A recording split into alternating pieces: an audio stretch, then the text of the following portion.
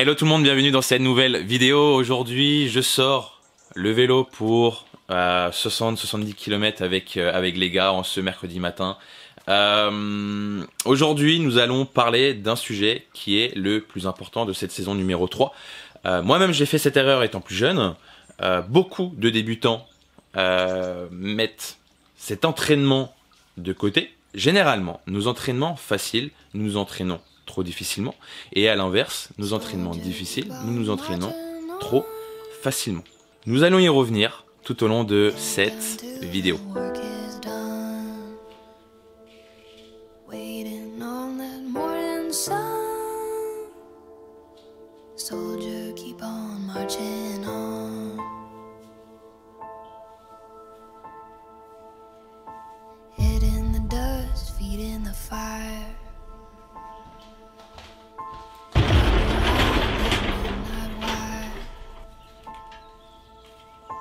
Listening for that angel choir. You got nowhere to run. Wanna take a drink of that promised land. Allez, go. Gotta wipe the dirt off of your hands. Careful son, you got dreamers plans. But it gets hard to stand.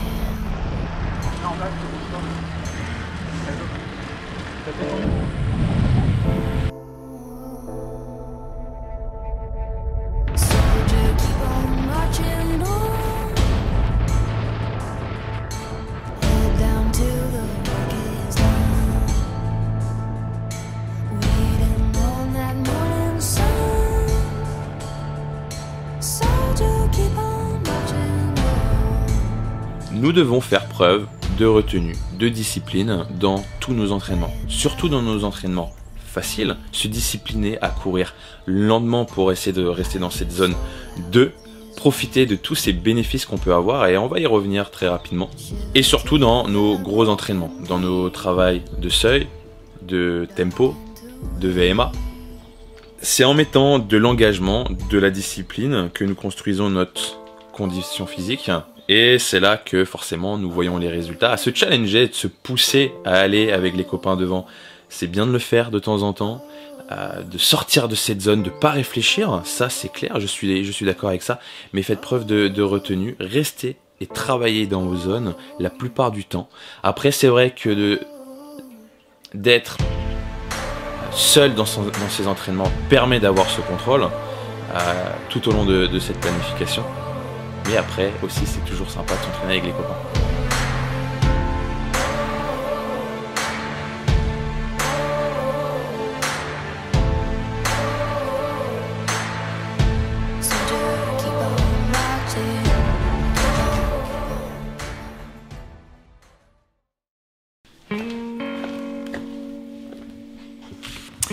Bon, avant de parler de cette zone à basse intensité, les effets positifs de tout ça et de mes petits conseils, on va prendre quelques minutes pour vous présenter mon plat du moment, mon meilleur plat du moment que je kiffe.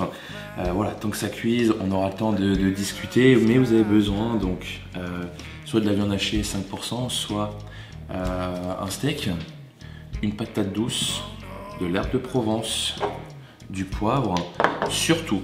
Ce qui va vraiment faire la différence, c'est le soja, la sauce soja avec de la salade fraîche et un bout de baguette.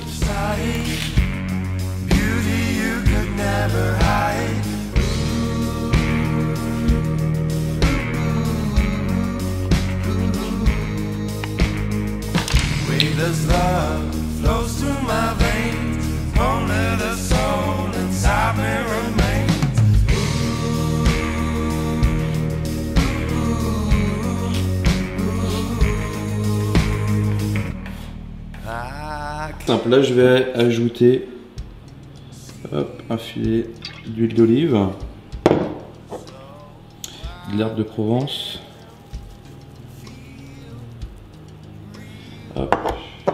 et un tout petit peu de poivre. Et ce sera pas mal. Dernière petite chose. On va mettre un peu de gros sel.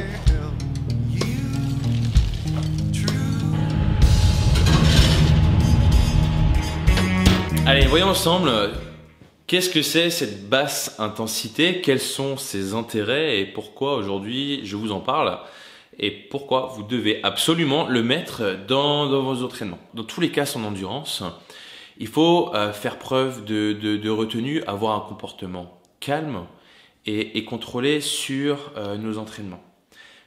Et on pourrait même dire de discipline, se discipliner à courir lentement.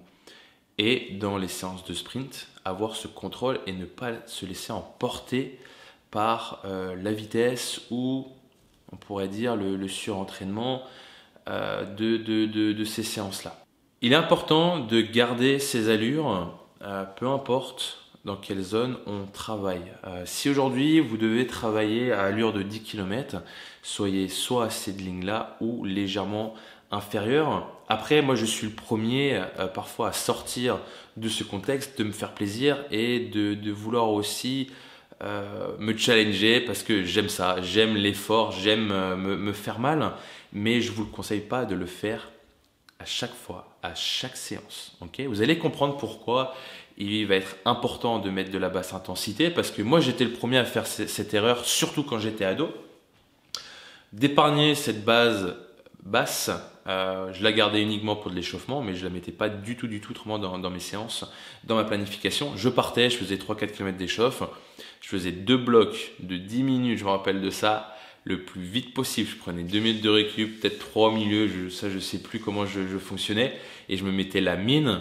Et pour moi, je donnais cette conclusion comme efficacité au sein de mon entraînement, alors que pas du tout. Okay, il y a plusieurs manières de faire les choses. Le but est de se présenter à chaque entraînement sur son plein potentiel. Si à chaque entraînement vous êtes à 100% et encore plus sur ce format hybride, sur du court terme ça fonctionne mais pas sur du long terme. Donc sur ma première conclusion, vaut mieux être toujours bon que exceptionnellement excellent. Aujourd'hui dans ta planification, 80% représente la basse intensité. Dans ces 80, j'y mets donc des séances complètes en zone 2, mais aussi tes échauffements pour la préparation de tes séances à haute intensité. Donc le calcul il est très vite fait. Tu fais le calcul et tu sais combien de kilomètres il faudra à peu près faire dans ta semaine à ces hautes intensités. On va parler de mitochondries. Grâce à cette zone 2, tu as développé donc des organites, donc les mitochondries au sein de ta cellule. Les mitochondries ont pour objectif de recycler l'énergie dans ta cellule. Et pour ça, il faut travailler ta zone 2. Cette zone 2 permet également d'améliorer le rendement de ta mitochondrie à absorber l'oxygène dans ta cellule. Ces recherches, c'est pas moi qui les ai inventées, c'est suite à des recherches médicales, suite des recherches comme le cancer. Ils ont analysé que une personne en bonne santé avait un taux de mitochondries plus élevé que d'autres personnes. Automatiquement, ces recherches ont été approfondies aussi donc pour la performance dans les sports d'endurance. Aujourd'hui, on reste dans les sports d'endurance et montre que la zone 2 va apprendre à ton corps à utiliser comme source d'énergie en priorité les lipides. Les lipides est un réservoir 30 fois plus gros que les glucides. Si tu apprends à ton corps à utiliser comme source d'énergie principale le plus longtemps possible les graisses, ça nous amène à un indicateur de performance. Justement, je vous ai fait une petite conclusion sur mon tableau pour vraiment être sûr de rien oublier. Quand tu travailles dans ta zone 2, pour te refaire un peu le récap de tout ça, c'est que donc quand tu mets cet entraînement, tu développes des mitochondries. Tu vas améliorer l'oxydation des lipides, comme je te disais. Donc, tu vas apprendre à ton corps à utiliser cette source d'énergie. Automatiquement, tu vas être plus endurant. En apprenant au corps à utiliser plus facilement l'oxygène au sein de ta cellule. C'est un facteur de santé, obligatoirement, donc une durée de vie plus longue. Dernière petite chose, on limite le stress oxydatif. Ce thème-là, on en parle la semaine prochaine. C'est la continuité de ce que je vous explique aujourd'hui. Qu'est-ce qui se passe quand on quand on n'intègre pas des séances à basse intensité? Qu'est-ce qui se passe dans notre corps et quelles sont les conséquences?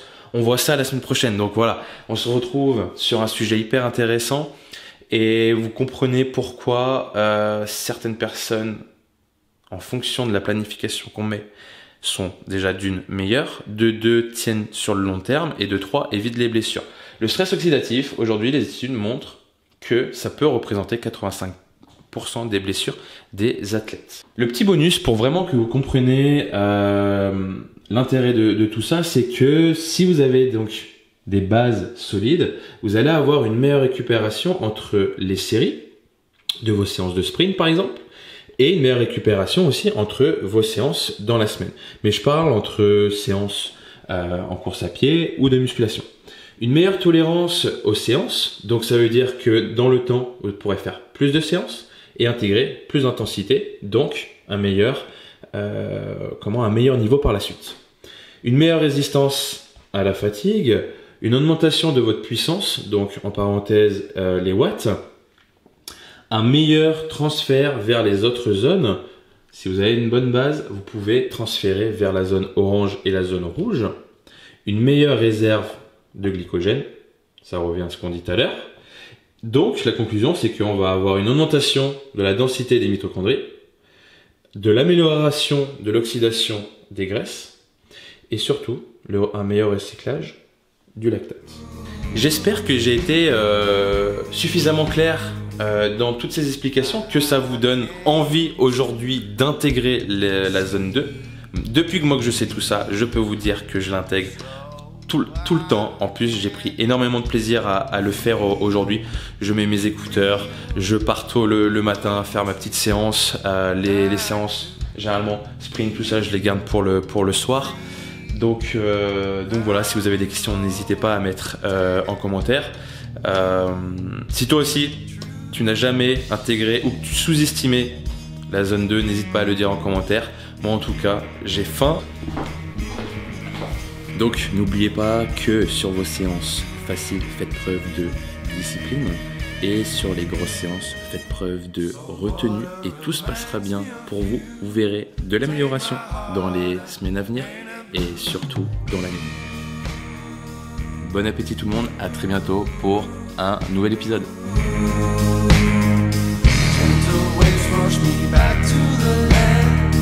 Like your skin that feels rough to my hand.